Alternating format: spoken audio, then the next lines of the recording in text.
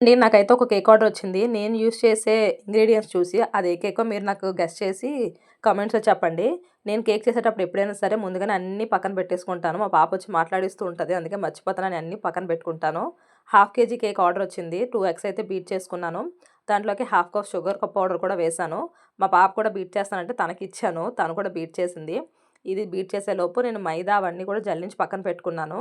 గనాచు, cream దాంట్లో water ఏస్తాం కదండీ! ఆ వాటర్ కూడా అందులో మిల్క్ మేడ్ ఏసి కలిపాను నేను ఆ వాటర్‌లోని. ఆ వాటర్ అన్నీ తీసి పక్కన పెట్టుకున్నాను. తర్వాత కేక్‌ని 3 లేయర్స్‌గా కట్ చేసుకొని పెట్టేసుకొని, ఒక్కొక్క లేయర్‌లో ఫస్ట్ వాటర్‌తో సోక్ చేశాను.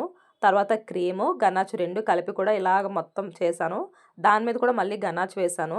గనాచు వేసి మళ్ళీ నా దగ్గర చాక్లేట్ చిప్స్ లేకపోతే చాక్లేట్‌ని చిన్న చిన్నగా కట్ చేసి ఆ చాకో పౌడర్‌ని కూడా దాని మీద ఫిల్ చేశాను. అంటే కొంచెం టేస్ట్ బావుంటుందని.